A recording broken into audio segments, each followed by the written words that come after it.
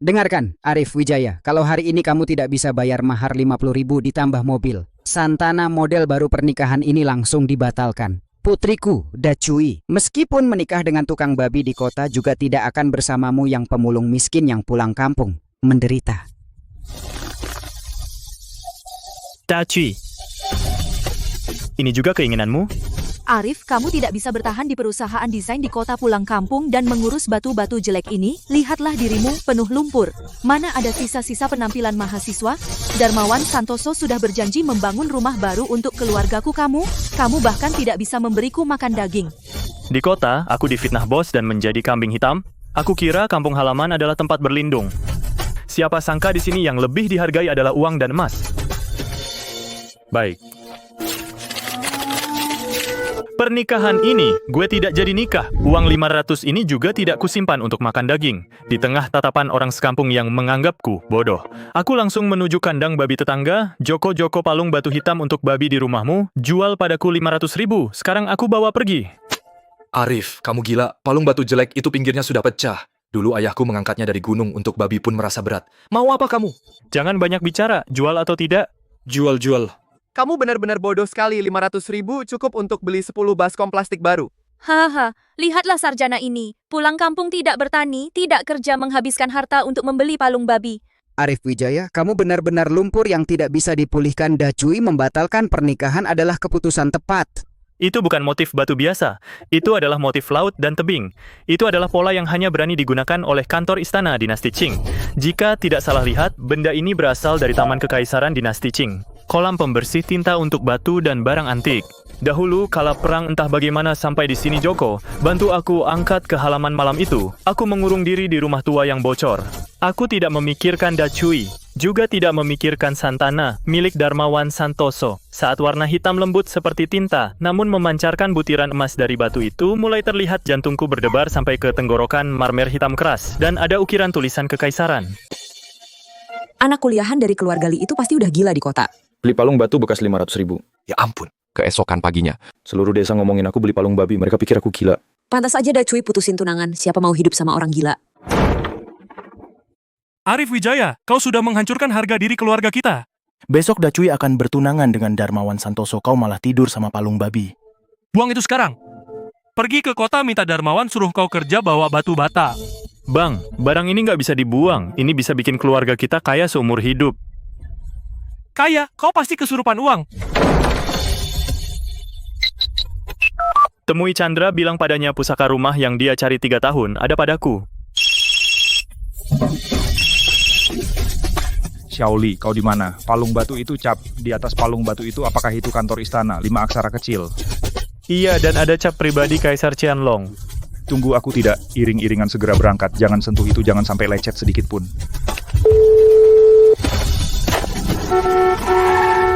Saudara Arif, besok aku dan Dakui akan pesta di restoran Dafugui di kota. Jangan lupa bawa palung batumu, datang minum arak ya. Kebetulan butuh wadah tulang, hahaha.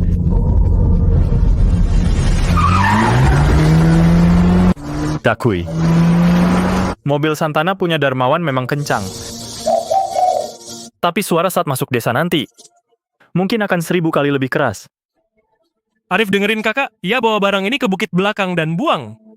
Tadi Darmawan suruh orang kirim pesan lagi. Katanya kalau kau masih bertingkah gila begini, dia nggak akan kasih kepala desa menyewakan ladang itu padamu. Kau butuh ladang itu buat bercocok tanam. Bang, aku bilang, barang ini berharga. Jangan khawatir, nanti sore akan terbukti. Berharga? Berharga? Kau pikir palung babi jelek ini bisa berapa banyak? 500.000 aja kau udah kelebihan bayar. Lihat tuh sarjana pulang kampung gak bener. Kesukaannya ngumpulin sampah. Dakui putusin dia, bener-bener visioner. Kalau tidak, ikut orang gila begini pasti tiap hari makan tanah. Wah, itu saudara siapa? Aku berdiri, tepuk tanah dari tangan 3 mobil Mercedes hitam pekat, berbaris satu dengan aura sombong, perlahan masuk ke jalan desa becek dan sempit ini. Mobil paling depan lambangnya menyilaukan di bawah sinar matahari sore. Acara apa ini? Bupati kita juga nggak segaya ini kan?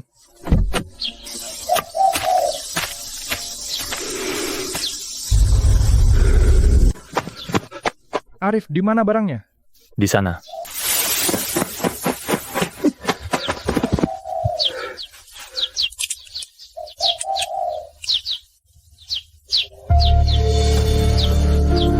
motif ombak dan tebing. Ini pasti batu hijau istana. Ini ternyata kolam cuci tinta yang hilang selama 100 tahun. Dihibahkan Kaisar Qianlong kepada He Shen. Lalu jatuh ke tangan rakyat. Harta karun ini. Apa Qianlong? Itu kan cuma orang di TV. Bapak Chandra, barang ini berapa sih nilainya? Saya jual ke Arif cuma 500.000. Arif, kamu memang punya mata jeli, pantas pernah kerja di perusahaan desain provinsi. Harta selevel ini terkubur dalam lumpur selama 100 tahun, tapi kamu bisa menemukannya begitu saja.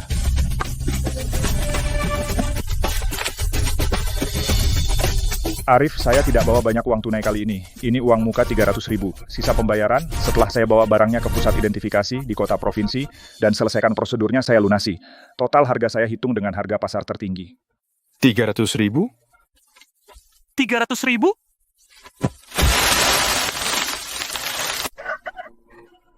Bapak tua, Anda bercanda kan? Palung jelek ini sudah 3 tahun saya pakai untuk babi. Ini laku 300.000? Yang kamu beri makan itu babi. Tapi yang kau pegang ini mangkuk emas. Kalau bukan Arif yang tahu barang, harta ini pasti sudah kau pecahkan, menyia-nyiakan anugerah, benar-benar menyia-nyiakan.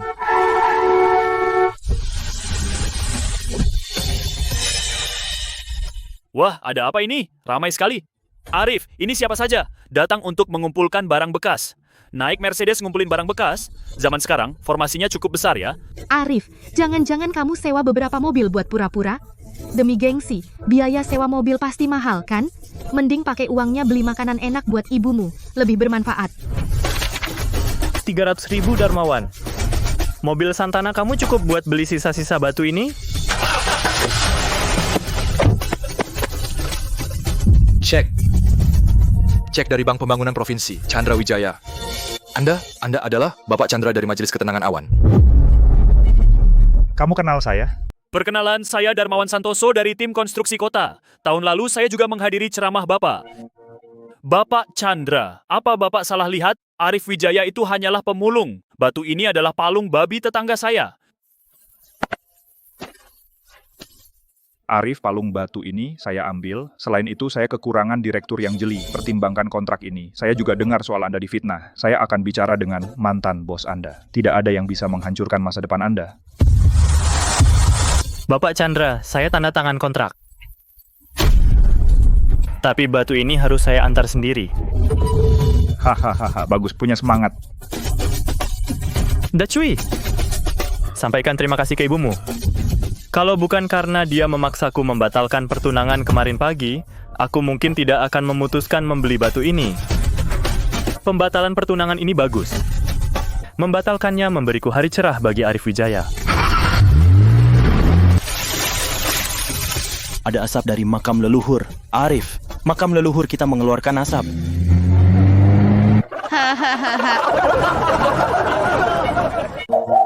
300.000. 3 kata itu seperti angin kencang. Dalam semalam, menyapu seluruh setiap sudut desa, hutan keesokan paginya, aku belum bangun, sudah terbangun oleh suara ribut di halaman. Ku buka pintu, ku lihat, wah. Halaman penuh sesak dengan orang. Arif, kamu sudah bangun? Kita perlu bicara soal palung batu itu. Bicara apa? Kemarin kan sudah lunas. Kamu sudah tanda tangan kwitansinya ada di kamarku, masih tersimpan. Persetan kwitansi aku ditipu olehmu. Kamu seorang mahasiswa pikir aku tidak berpendidikan dengan 500 barang berharga 300.000. Ini penipuan. Itu pusaka keluargaku. Aku tidak jadi jual uangnya kembali. Batu itu kembalikan padaku. Ya, kembalikan ke Joko. Arif, kau ini sungguh kejam. Kau juga ambil untung dari warga. Kalian mau apa? Tertulis hitam di atas putih, jelas. Jual beli sukarela. Sekarang pinjam uang, jadi iri. Tidak punya malu? Muka bisa jadi nasi. Arif Wijaya, hari ini kau harus bagikan setengahnya ke desa. Anggap saja sebagai tunjangan bersama.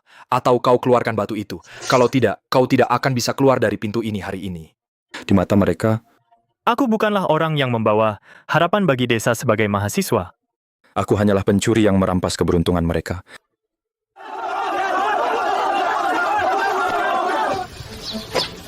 Semuanya tenang sebentar.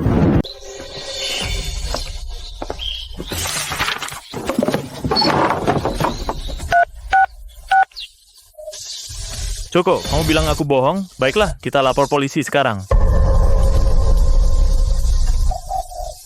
jangan menakut-nakuti. Aku tidak menakut-nakutimu. Pertama, kontrak jual beli dilindungi hukum. Aku bertransaksi sesuai harga pasar. Di matamu, itu hanya palung batu. 500 yuan sudah harga tinggi. Kedua, 300.000 yang diberikan Pak Chandra. Itu sudah termasuk desain lanjutan dan premium penilaian. Dan premium penilaian, jika kalian tidak puas, bisa menggugatku ke pengadilan. Tapi aku peringatkan kalian, mengganggu ketertiban bisa masuk penjara. Pikirkan tunanganmu yang belum menikah. Apakah dia rela menunggumu 3 tahun? Joko mundur selangkah karena takut. Orang buta hukum seperti dia paling takut dengan kata penjara. Selain itu, aku Arif Wijaya pulang kampung bukan untuk memperkaya diri sendiri. Bapak Chandra sudah berjanji akan mendirikan pangkalan seni batu kuno di desa kita. Apa? Kapan? Siapapun yang punya batu tua dan lesung batu kuno di ladang atau di rumah, batu panjang bekas, batu pijakan kuda, asal barang bagus. Saya beli sesuai harga pasar, tidak akan merugikan kalian. Kalian sekarang berkonflik dengan saya, nanti kesempatan cari uang ini tidak akan ada untuk kalian. Begitu kata itu keluar, suasana di halaman langsung berubah. Apa? Lesung batu jelek itu juga dibeli. Arif, di belakang tembok rumahku ada tiang batu tua. Lihat, apakah berharga? Ketamakan berubah menjadi sanjungan. Orang-orang ini langsung bubar setengahnya. Masing-masing pulang menggali tanah mencari batu. Arif, apa kau sungguh mau beli batu-batu jelek itu? Bapak Chandra perlu sebanyak itu? Kak, Bapak Chandra mau yang berkualitas. Tapi tempat-tempat mewah di kota, taman ala Tionghoa, yang mereka mau adalah barang tua. Barang-barang ini di desa adalah sampah bangunan di kota menjadi karya seni. Ini yang disebut ketidakseimbangan sumber daya. Arif, Darmawan sudah bilang padaku, batu palung itu adalah milik bersama desa. Seharusnya itu menjadi milik umum. Namun Darmawan murah hati. Dia tidak mau mempermasalahkannya denganmu. Dia berencana membangun pabrik bata di desa. Dia tertarik pada gunung tandus di belakang rumahmu. Dia ingin kamu mengalihkan hak kontrak kepadanya. Ini juga demi kemakmuran desa. Dalam hati aku mencibir. Gunung tandus itu meskipun tidak bisa ditanami padi, tetapi posisinya sangat tinggi, pemandangannya sangat bagus. Dan di kaki gunung penuh dengan batu alam dari sungai. Itu adalah bahan yang sempurna untuk desain lanskap.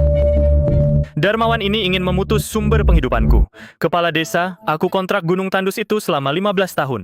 Kontraknya masih 10 tahun lagi. Pabrik bata Darmawan polusinya besar, merusak feng shui leluhur, aku tidak bisa mengalihkannya. Jika kamu benar-benar ingin makmur, lebih baik ikut aku mengembangkan estetika batu. Estetika batu kurasa kau ingin makan sendiri. Arif Wijaya, jangan kira karena kenal Chandra Wijaya kau bisa sombong. Di desa hutan, aku Darmawan Santoso. Perkataanku adalah hukum. Gunung itu kau harus jual mau tidak mau. Kita lihat saja. Darmawan, buang-buang waktu bicara dengan orang miskin seperti dia. Ceknya belum tentu bisa dicairkan.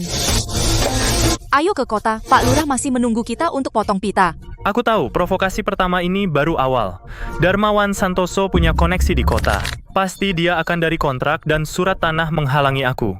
Aku harus sebelum 300.000 itu benar-benar masuk, menyelesaikan integrasi sumber daya pertama. Sore itu aku tidak istirahat, tapi berkeliling desa dengan kamera di belakang kuil tua di ujung timur desa. Aku berhenti. Di sana ada deretan prasasti batu yang terbengkalai, ukirannya sudah pudar. Tapi aku bisa merasakan nuansa sejarah yang berat. Itu prasasti kesetiaan dan bakti dari dinasti Ming yang dulu dihancurkan. Aku menoleh ke belakang. Itu kakek Shi, orang tua sebatang kara di desa. Dia dulu satu-satunya tukang batu di desa. Keahliannya diwariskan beberapa generasi. Sayang sekarang tidak ada yang belajar kakek Shi. Anda kenal prasasti ini? Nak, kamu jeli. Setiap batu di desa ini, kakek tahu semuanya. Kalau kamu benar-benar ingin menyelamatkan batu-batu tua ini, aku akan membantumu. Aku tahu harta karun keduaku sudah ditemukan. Pagi-pagi sekali Arif, jangan salahkan desa yang tidak punya hati. Surat pemberitahuan pemutusan kontrak ini, kamu hari ini harus tanda tangan, suka tidak suka. Darmawan masih duduk di samping. Dengan wajah yang yakin pasti menang. Seolah-olah seluruh desa hutan sudah menjadi milik keluarga Darmawan. Alasannya karena kebutuhan rencana pembangunan industri desa mencabut hak sewa bukit belakang untuk mendirikan pabrik bata. Ganti rugi berdasarkan harga sewa awal, dikembalikan 200 per tahun. 200? Bukit belakang itu meskipun batuannya banyak, tapi adikku menandatangani kontrak selama 15 tahun. Dulu untuk menyewa tanah itu, Arif mengambil semua dana pensiunnya di kota, sekarang kalian dengan satu kata saja mencabutnya. Masih ada tidak hukum? Hukum di desa hutan. Keputusan komite desa adalah hukum. Saya tahu kamu kenal Chandra, tapi sebesar apapun Chandra, dia tidak bisa mengatur perencanaan tanah desa kita. Apa sih estetika batu itu? Itu omong kosong. Pabrik bata bisa membayar pajak ke desa. Bisa membuat orang-orang bekerja di pabrik. Ini disebut proyek rakyat. Jika cek 300.000 itu benar-benar bisa dicairkan, ambil uangnya dan cepatlah kembali ke kota. Jangan menghalangi jalan rezeki orang di desa. Ini Arif, orang harus tahu situasi. Darmawan ini membantu desa. Kamu menguasai bukit kosong itu. Selain beternak kalajengking, apalagi yang bisa dilakukan? Tanda tangani lebih awal. Semua orang akan merasa enak. Saya melihat orang-orang ini. Di hati tidak ada amarah, hanya rasa absurd seperti menonton pertunjukan. Kepala desa, apakah Anda sudah membaca Undang-Undang Kontrak Tanah Pedesaan Republik Rakyat Tiongkok? Undang-undang apa? Saya kepala desa. Saya menjalankan urusan berdasarkan aturan desa. Kalau begitu, saya akan mengajari Anda. Pertama, kontrak sewa tanah begitu ditandatangani, dilindungi hukum. Kecuali negara mengambil alih atau penyewa melanggar hukum secara serius, maka pihak yang menyewakan tidak boleh membatalkan sepihak. Kedua, yang disebut rencana pembangunan industri harus mendapat persetujuan dari Dinas Perencanaan tingkat kabupaten ke atas. Apakah pabrik bata di desa kita punya izin? Izin itu soal waktu, berarti sekarang belum ada. Yang ketiga dan yang paling penting, kebijakan negara saat ini adalah alam yang hijau adalah emas yang sesungguhnya. Darmawan, yang kamu mau bangun itu tungku bata merah tradisional, kan? Itu adalah kapasitas produksi ketinggalan zaman yang berpolusi tinggi dan boros energi. Negara sudah lama melarangnya. Kamu malah melanggar aturan di saat genting ini. Bukan hanya izinmu tidak akan keluar, tapi kamu juga akan menyeret kepala desa ke dalam masalah. Darmawan, apa yang dikatakan Arif itu benar. Jangan dengar omongannya yang menyesatkan. Dia iri. Arif, jangan kau pakai omongan besar untuk menekan orang. Hari ini tanah ini kamu harus serahkan. Kalau tidak, aku akan panggil ekskavator dan rata gunung ini. Coba saja kau sentuh sedikit.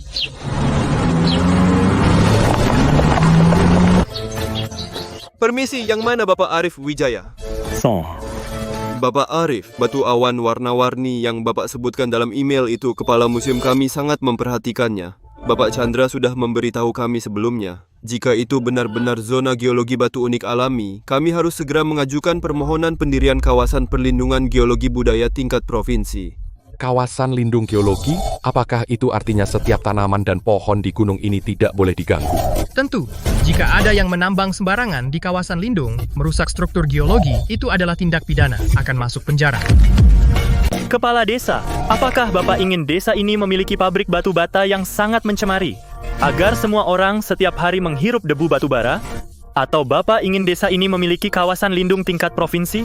Nanti kami bisa mengadakan ekowisata dan pameran batu unik, sehingga setiap keluarga bisa membuka usaha wisata pedesaan. Darmawan, sepertinya masalah pabrik batu bata ini, kita perlu membahasnya lagi. Karena rekan-rekan dari tim geologi sudah datang, maka masalah bukit belakang kita harus mengikutinya secara ilmiah, sesuai hukum. Kepala desa, Anda telah menerima milik saya. Arif Wijaya, kamu berani. Kita lihat saja nanti.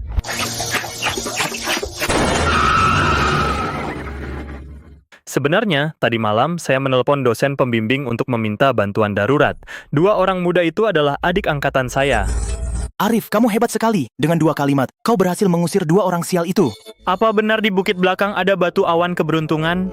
Kak, batu awan keberuntungan itu ada, tapi yang paling berharga bukan batunya, melainkan izin resmi yang kita pegang, dan kebijakan besar negara.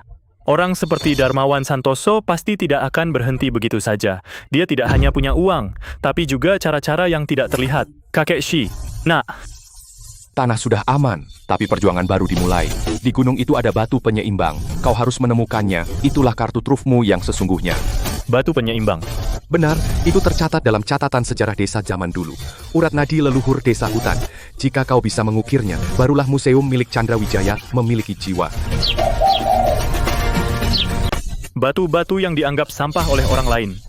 Di mataku, mereka perlahan memancarkan kilau yang hangat. Wang Dacui dan Darmawan Santoso. Yang kalian inginkan adalah uang, sedangkan yang kuinginkan adalah mengembalikan martabat tanah ini. Arif, sisa 300.000 sudah ditransfer cek penerimaannya. Selain itu, Expo Provinsi akan dibuka bulan depan. Aku sudah menyisihkan stand untukmu. Bawalah kolam cuci tinta itu, biar orang kota itu kagum.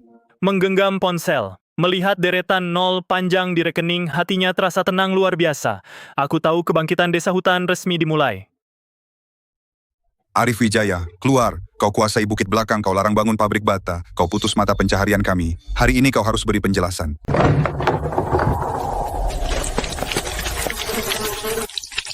Bapak Arif, bukankah Anda bilang itu kawasan lindung geologi? Tim geologi sudah pergi. Teman-temanku tidak ada kerjaan. Mereka cuma bisa bantu bersihin sampah di gunung. Kenapa tidak disambut?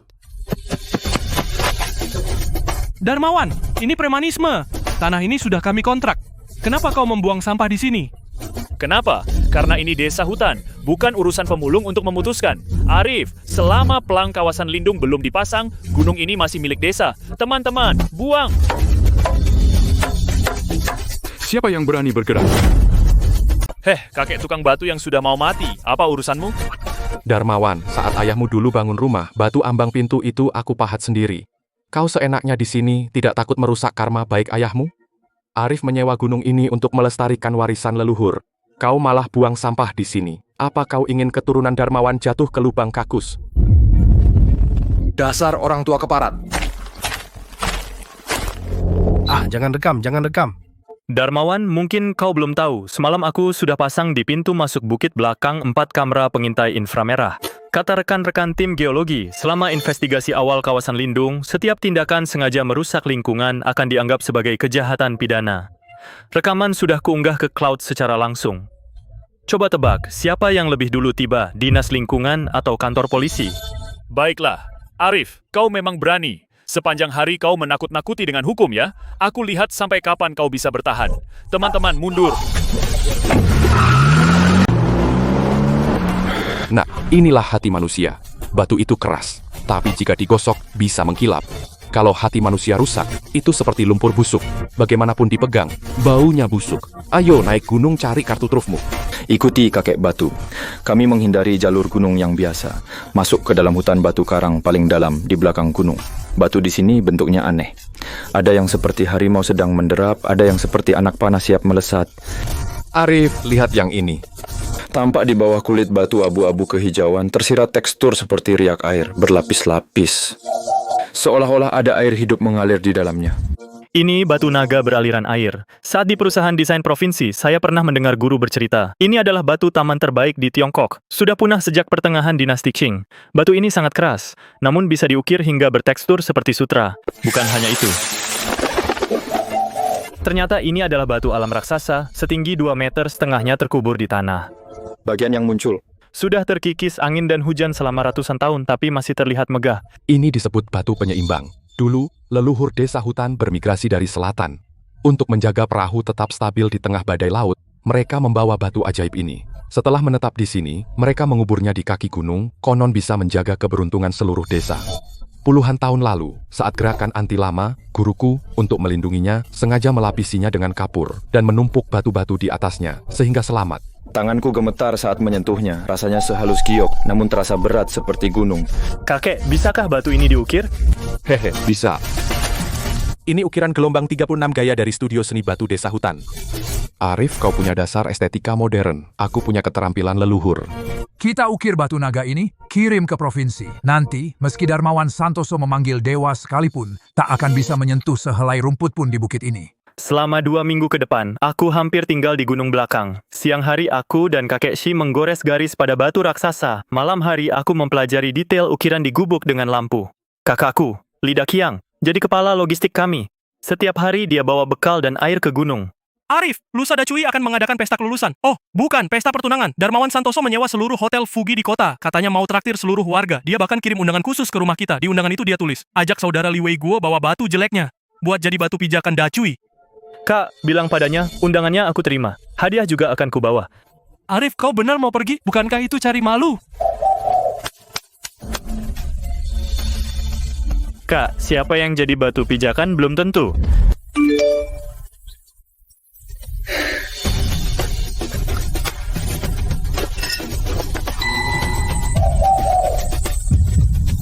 Kakek Shi, kita harus percepat.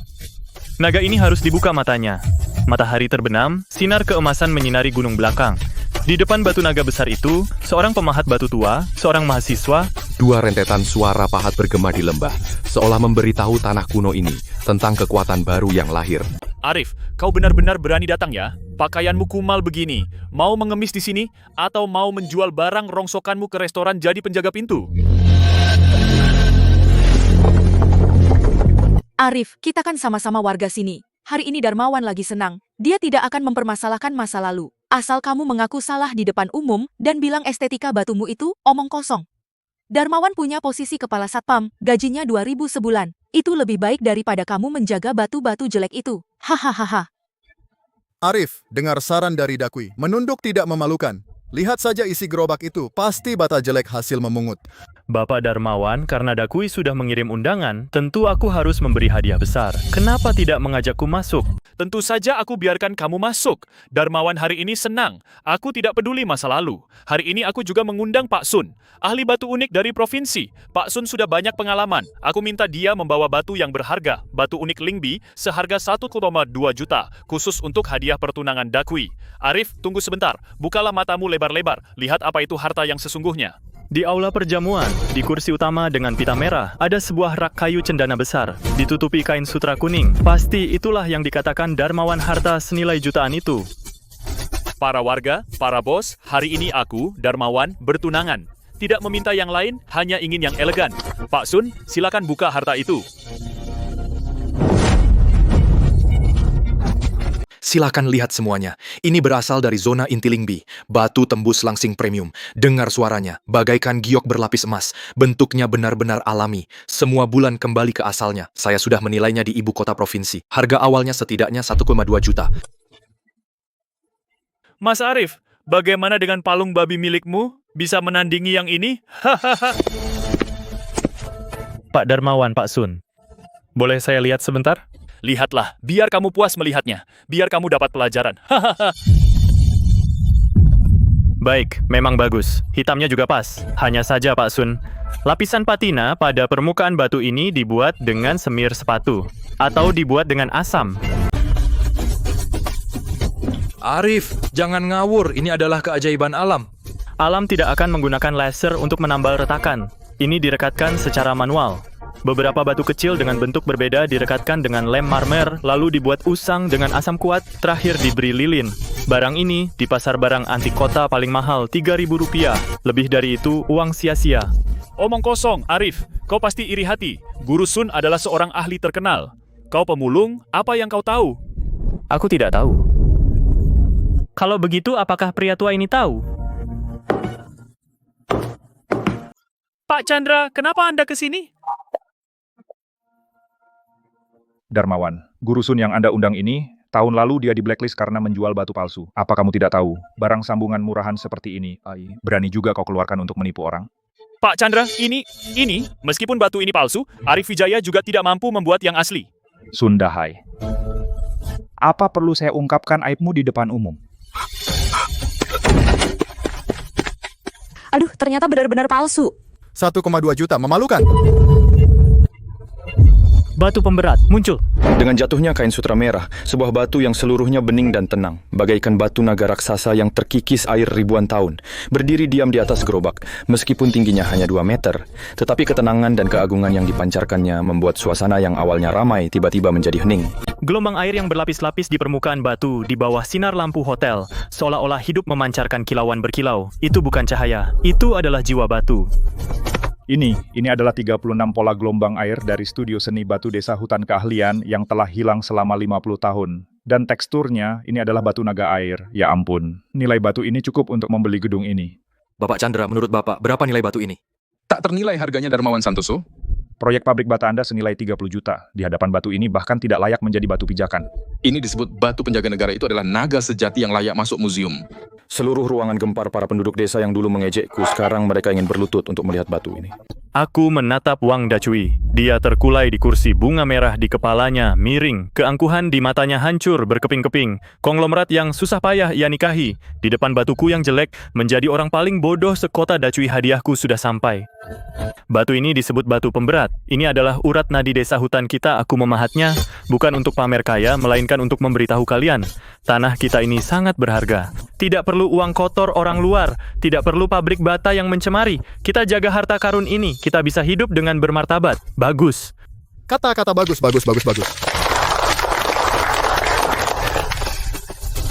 Arif Wijaya batu ini digali dari bukit belakang milik desa bersama. Jangan khawatir, Pak Darmawan. Sejak kemarin, Bukit Belakang sudah resmi disetujui sebagai kawasan perlindungan warisan geologi tingkat provinsi. Sebagai kepala restorasi kawasan ini dan pemegang kontrak, hak kepemilikan batu ini dilindungi hukum. Siapapun yang ingin mengubah lahan ini, silakan bicara dulu dengan polisi lingkungan. Arif, aku salah. Aku dipaksa oleh Darmawan. Aku tahu kau masih menyimpan perasaan untukku. Dacui, dulu kau bilang aku keras seperti batu. Kau tak bisa memindahkanku. Sekarang batu ini sudah terbuka matanya. Seleramu sudah tidak sepadan dengannya. Barang Pak Chandra dikirim ke Museum Provinsi. Ayo kita pergi. Hahaha. Baik Arif, masa depanmu cerah. Pertarungan ini tidak hanya memenangkan martabat, tetapi juga masa depan desa hutan. Desa hutan setelah pesta pertunangan langit masih sama. Tapi orang-orang yang melihatku, Arif Wijaya, semuanya berubah. Dulu saat jalan di desa semua orang menghindariku takut terkena sialku. Sekarang sebelum aku keluar di depan halaman rumah sudah penuh berjejer oleh-oleh khas dari setiap keluarga Joko, bahkan sudah menunggu di depan pintu sebelum subuh. Saat aku keluar, dia melangkah cepat, senyumnya lebih jelek dari tangis. Hehehe, Arif, bukan Bapak Arif. Dulu Joko ini bodoh. Itu karena hatiku tertutup minyak babi. Lihatlah tanah di bukit belakang rumahku itu dan 2 tiang batu tua. Aku berikan semuanya gratis. Hanya minta kau bimbing aku. Sobat, bahkan jadi satpam di kawasan lindung juga boleh.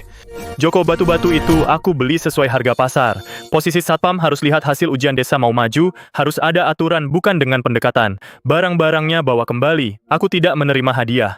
Aku tidak peduli dengan rasa malu, Joko langsung menuju ke tambang batu tua milik desa. Di sana, kakek Si sedang membawa beberapa pemuda sedang memalu dengan suara dentingan. Arif, kamu datang. Anak-anak ini meskipun agak bodoh, tapi mereka mau bekerja keras. Ukiran batu keluarga Lin kita punya harapan. Kakek Batu, terima kasih atas kerja kerasmu. Surat izin dari provinsi sudah turun studio seni batu desa hutan. Kita resmi berdiri. Saya sudah bilang ke Bapak Chandra, pesanan desain lanskap pertama akan tiba minggu depan. Kita tidak hanya menjual batu tetapi juga keahlian keluarga Lin kita. Sedang bicara sesosok tubuh yang tampak kusut muncul di pintu pabrik batu itu, Wang Dacui. Dalam beberapa hari dia seperti menua 10 tahun. Cheong Sam diganti dengan baju lama yang sudah luntur rambut, yang dulu rapi, setelah riasan di sudut mata dibersihkan, hanya tersisa kelelahan dan kepahitan. Arif, bisa aku bicara denganmu? Dacui, ada apa? Arif, Darmawan, si brengsek itu, dia menipuku. Dia punya banyak utang di luar. Mobil Santana itu digadaikan. Uang mukanya juga dari pinjaman rentenir. Sekarang penagih utang datang, dia kabur dan meninggalkan aku. Hatiku tidak berguncang sedikit pun. Orang seperti Darmawan, dimulai dari keserakahan, berakhir dengan kehancuran, akan runtuh cepat atau lambat. Arif, dulu aku buta. Aku dibutakan oleh uang. Dulu kamu paling sayang padaku. Kamu masih ingat waktu kita lihat bintang di bukit belakang? Kamu bilang akan baik padaku seumur hidup. Arif, terima aku di sini, bahkan jadi juru masak di studio, atau pembersih. Aku hanya ingin di dekatmu. Aku melihatnya, diam sangat lama. Saat Dacui melihat bintang aku, Arif sungguh-sungguh. Tapi saat pulang kampung, ditertawakan seluruh desa dimaki oleh ibumu, sambil menunjuk hidung saat dipermalukan oleh Darmawan. Kamu bahkan tidak pernah membelaku walau sepatah kata. Hari ini aku tidak akan bertindak setega ini. Arif, aku? Batunya pecah, bisa diperbaiki dengan paku cor. Tapi itu bekas luka hati yang hancur, tidak bisa diperbaiki. Kamu kan suka uang Darmawan sudah tidak ada. Kamu bisa kerja di kota untuk cari uang, tapi di tempatku, Arif, sudah tidak ada tempat untukmu. Pulanglah, jangan jadi tontonan. Wang Dacui duduk lemas di tanah sambil menangis keras. Juga keputusan kehilangan kekayaan sepenuhnya, aku tidak menoleh energi positif, bukanlah memaafkan secara buta. Melainkan pemotongan yang berprinsip. Sampai di rumah kakak, Lidak Yang, sedang bersemangat memainkan komputer. Arif, lihat nih beberapa klien besar yang direkomendasikan Chandra semuanya sudah kirim email. Mereka bilang sudah lihat foto batu pemberat sangat terkesan. Mau minta kamu desain jiwa batu Taman Tionghoa uang mukanya 6 digit lagi. Aku duduk, melihat persyaratan desain yang padat di layar. Kak, uang itu nomor 2. Kita harus pakai uang ini untuk perbaiki pengolahan air limbah dan jalan di desa hutan. Kawasan konservasi jangan cuma lindungi batu, harus lindungi tanah kita ini. Tepat pada saat itu aku terima telepon khusus dari ibu kota provinsi, bos perusahaan desain tempatku dulu kerja yang nelpon Arif. Haha, ini aku Pak Wang. Aduh, soal naskah dulu itu salah paham. Aku udah selidiki itu ulah asisten Jang, aku udah pecat dia. Lihat, sekarang kamu terkenal di dunia batu unik. Chandra tiap hari puji kamu di lingkaran kita. Di perusahaan kita ada proyek besar. Mau pekerjakan kamu sebagai kepala estetika gaji tahunan, terserah kamu bagaimana. Dulu kau usir aku seperti sampah dari pintu. Sekarang kau lihat aku berguna? Mau jadikan aku pajangan lagi? Pak Direktur, Terima kasih atas perhatian Bapak. Tapi sekarang aku bukan hanya seorang desainer, tapi juga penjaga batu desa hutan. Jika Bapak benar-benar ingin bicara kerjasama, silakan hubungi studio saya melalui prosedur resmi. Gaji tahunan tidak perlu. Keahlianku sekarang dihargai per kata. Aku menutup telepon. Aku menghela napas lega. Rasa kesal yang terpendam berhari-hari benar-benar hilang. Balas dendam sejati bukan menginjak-injak lawan, melainkan membuat diriku berdiri di tempat yang tak akan pernah bisa dijangkau lawan. Setengah bulan kemudian, pameran batu provinsi resmi dibuka. Batu penyeimbang dari desa hutan sebagai pameran tamu istimewa diletakkan di tengah ruang pameran. Saya mengenakan kemeja linen buatan tangan orang tua berdiri diam di samping panggung. Banyak kamera di lokasi mengarah ke saya. Banyak senior yang berpengetahuan luas sedang menikmati koleksi ini dengan saksama. Saya melihat rekan kerja yang pernah menjebak saya berada di tengah kerumunan, menatap saya dengan ekspresi rumit. Saya melihat banyak investor menyerahkan kartu nama. Ingin berinvestasi di ekowisata desa hutan. Li, apa yang kamu pikirkan? Pak Chandra, saya sedang berpikir, jika dulu saya tidak kembali, apakah batu ini masih akan dianggap sebagai tempat pakan babi? Hahaha, emas semakin bersinar, tapi tanpa orang yang membersihkan lumpur emas hanya batu yang bersinar. Haha, Arif. Kamu tidak hanya menyelamatkan batu, kamu menyelamatkan sebuah budaya. Pada upacara penutupan saya naik ke panggung sebagai penerus budaya batu unik tahun ini untuk menerima penghargaan. Nama saya Arif Wijaya. Kiari di serabutan saya tidak punya keahlian. Saya hanya menjaga sedikit harga diri yang diwariskan leluhur kita. Dalam perjalanan pulang ke desa, saya melihat jalan kecil berlumpur di pintu masuk desa sudah digantikan oleh batu paving baru. Di kedua sisi ditanami bambu hijau. Batu-batu unik yang tersusun rapi menghiasi di antaranya desa hutan, bukan lagi dusun miskin dan sombong. Ia menjadi kampung batu unik yang penuh dengan seni. Wang Dacui meninggalkan desa. Kabarnya pergi merantau ke selatan. Darmawan Santoso diselidiki karena terlibat kejahatan ekonomi. Dan aku, di halaman rumahku, aku membuat meja batu baru. Kakak sibuk di halaman. Ibu sedang merebus daging di dapur. Matahari terbenam, aku meraba ukiran di meja batu. Hatiku terasa tenang yang belum pernah kurasakan. Ini bukan kegembiraan karena kaya mendadak, melainkan kepuasan setelah kerja keras. Kisah desa hutan masih berlanjut, dan aku akan terus menjadi penjaga batu yang tulus. Desa hutan yang sukses dan terkenal, tidak setenang yang kubayangkan. Saat uang datang seperti banjir bandang membanjiri desa pegunungan yang dulu terisolasi, jurang-jurang dalam sifat manusia jauh lebih sulit dipahami daripada ukiran batu. Arif, cepat pergi ke balai desa lihat situasi. Ada masalah besar. Perusahaan dari provinsi, Puncak Group, mereka mau bayar 50 juta. Tepatnya 50 juta, mau beli batu pemberat di Bukit Belakang. Aku menghentikan pahat di tanganku. Hatiku berdegup kencang. 50 juta? Di pedesaan zaman ini? Angka itu seperti bom atom. Bukankah Pak Chandra bilang itu kawasan lindung geologi, tidak boleh dijual? Mereka curang. Mereka bilang, bukan jual beli barang antik tapi bantuan budaya untuk desa. Mereka mau bangun resor bintang 5 di desa kita. Tapi syaratnya, batu pemberat itu harus dipindahkan ke lobi kantor pusat mereka di provinsi. Katanya sebagai simbol persahabatan antara desa hutan dan Puncak Group. Kepala desa sudah mengumpulkan seluruh warga. Mereka menunggu tanda tanganmu. Aku menjatuhkan kuas. Aku berjalan cepat menuju kantor desa. Belum masuk pintu, sudah terdengar keributan di dalam. Seperti panci yang meledak. 50 juta? Dibagi ke setiap kepala keluarga kita, itu ratusan ribu. Arif, kamu tidak bisa hanya demi gelar penjaga batumu memutus rezeki seluruh desa. Itu ratusan ribu. Anakku mau menikah, uang sekolah cucuku ke kota sudah cukup. Para warga sangat berapi-api. Bahkan ada yang memegang cangkul. Seolah jika aku tidak setuju, detik berikutnya mereka bisa merobohkan halaman rumahku. Kepala desa duduk di kursi utama. Di sampingnya duduk seorang pria berkacamata emas yang terlihat licik meskipun berpenampilan rapi. Direktur Hukum Puncak Group, Ibu Sari Dewi. Selamat siang, Bapak Arif. 50 juta, ditambah jaminan pekerjaan untuk desa hutan selama 20 tahun ke depan. Perusahaan kami hanya membutuhkan satu batu itu. Untuk Anda pribadi, kami punya tambahan biaya konsultasi estetika 10 juta. Asalkan Anda menandatangani perjanjian transfer aset budaya desa hutan itu, dengan tanda tangan Anda langsung menjadi miliarder. Semua mata di desa menusukku seperti jarum. Ketamakan, keinginan, keluhan, permohonan, semua pandangan itu bercampur aduk. Arif, tanda tangani. Ayahku sakit, tidak punya uang untuk operasi. Uang 100-an ribu ini adalah nyawanya. Aku menatap Joko, lalu menatap Singkun, yang dulu bersamaku membangun jalan. Pemuda yang membangun galian batu bersama. Aku tahu jika aku menandatangani ini, kantong desa hutan akan segera menjadi gemuk. Tapi jiwa desa hutan akan hilang selamanya. Yang Ibu Sari dan tim inginkan bukanlah sebuah batu, melainkan urat nadi leluhur desa hutan. Batu penyeimbang jika diangkat, semangat desa hutan akan hancur. Aku tidak bisa menandatangani ini. Arif, lo pikir lo siapa?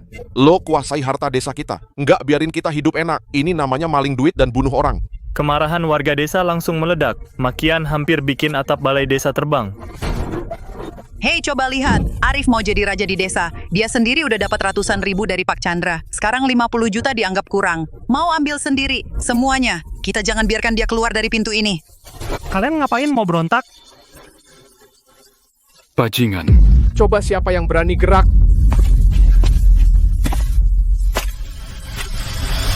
Diam semuanya. Kalian ini tidak berguna. Dulu, waktu kemarau, kita di desa hutan bahkan kulit pohon pun habis dimakan.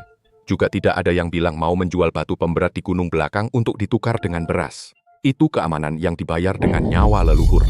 Arif telah membuat kalian semua mendapat uang, membangun jalan. Sekarang kalian merasa uangnya kurang. Mau menjual leluhur? Kakek Shi, jangan bicara seperti itu. Ini kerja sama bisnis, saling menguntungkan. Menang kau.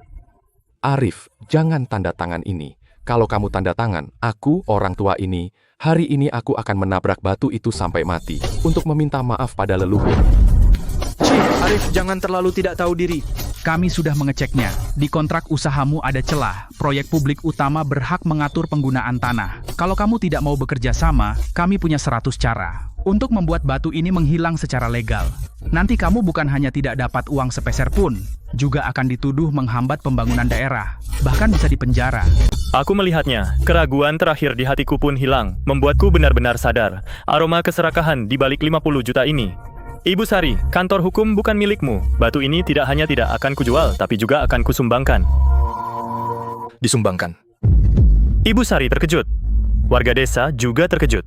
Aku sudah menghubungi Dinas Peninggalan Nasional dan Museum Sejarah Provinsi Batu Pemberat. Bersama Kawasan Lindung Geologi akan resmi mengajukan permohonan menjadi unit perlindungan peninggalan budaya nasional. Secara hukum mulai sekarang bukan lagi milikku. Arif Wijaya juga bukan milik perorangan desa hutan. Ini adalah properti negara. Siapapun, perusahaan apapun, jika berani menyentuhnya sedikit pun itu berarti merusak harta nasional akan dihukum penjara seumur hidup. Kau gila disumbangkan. Kau tidak mendapat sepeser pun, desa hutan juga tidak mendapat sepeser pun. Kami mendapatkan martabat. Dan sebagai lokasi unit perlindungan, setiap tahun pemerintah mengalokasikan dana khusus untuk pemeliharaan bangunan kuno dan pembangunan pariwisata di desa hutan. Meskipun jumlahnya tidak sebanyak 50 juta, tapi ini adalah sumber yang berkelanjutan. Bisa menghidupi generasi-generasi desa hutan, bukan untuk kalian para spekulan yang cari untung cepat. Arif, kamu. Upacara penandatanganan sudah selesai. Bawa uangmu dan pergi dari desa hutan. Tempat ini tidak menyambut pedagang yang tidak punya jiwa. Puncak grup tidak mundur. 3 hari setelah Ibu Sari pergi, tiba-tiba sebuah tim konstruksi besar datang ke desa. Di tangan mereka, mereka membawa izin perencanaan sementara tingkat kabupaten yang didapat entah dari mana. Secara resmi, mereka akan membangun jalan, tetapi sebenarnya mereka menggunakan kawat berduri untuk menutup satu-satunya akses ke bukit belakang. Arif, jalan ini milik desa. Kami membiayai perbaikan jalan, itu sah dan legal. Kawasan lindungmu belum resmi ditetapkan, kan? Sebelum resmi ditetapkan, gunung ini masih milik desa. Saya tidak akan menyentuh batu itu. Saya hanya akan menggali di sekeliling batu membuat sungai pemandangan. Itu boleh kan? Aku melihat bulldozer yang sudah menyala itu. Aku mengerti. Dia ingin memotong sumber air dan struktur geologi, memaksa batu penahan tenggelam. Begitu batunya rusak, itu bukan lagi harta nasional. Dia bisa memindahkannya dengan alasan restorasi. Kak, telepon polisi. Telepon polisi nggak guna, Arif. Mereka punya izin lengkap. Polisi datang pun bilangnya cuma sengketa ekonomi. Aku melihat mesin-mesin yang bekerja gila-gilaan itu, menoleh ke arah tambang batu di belakang. Kakek batu, apa di ukiran batu keluarga kita ada formasi penjaga gunung? Nak, kamu mau... Keesokan paginya saat Ibu Sari bersiap menyuruh bulldozer menggali paksa, dia benar-benar terkejut. Di jalan menuju bukit belakang, berdiri rapi 36 prasasti raksasa, seperti pasukan yang diam, menghalangi semua kendaraan. Kamu, ini bangunan liar sembarangan. Ini bukan bangunan. Ini adalah hutan kebajikan desa hutan. Menurut Undang-Undang Perlindungan Adat dan Peraturan Perlindungan Geologi Provinsi yang baru dikeluarkan, di dalam zona inti kawasan lindung, jika terdapat benda upacara dengan nilai adat yang penting, dilarang keras menggunakan alat berat. Ibu Sari, jika buldoser Anda berani menyentuh satu prasasti pun, itu adalah penodaan adat.